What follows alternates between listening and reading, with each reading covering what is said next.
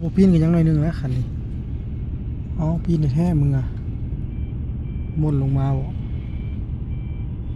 โอ้บ่ยอมปล่อยรถขึ้นสิออกสิไปได้ทันก็ละ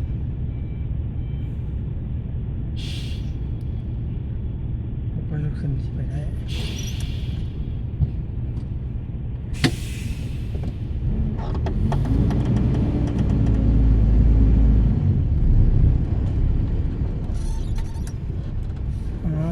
ยับให้แล้ว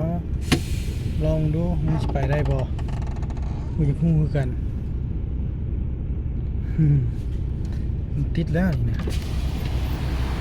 มันติดแล้วนี่ไปยังไงเอาปีนแท้เอาไปละปีนเอา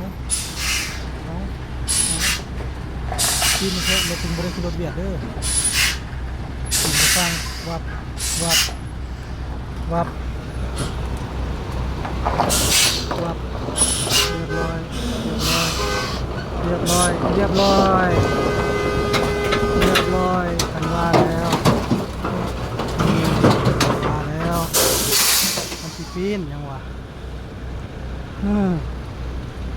กันว่าแล้ว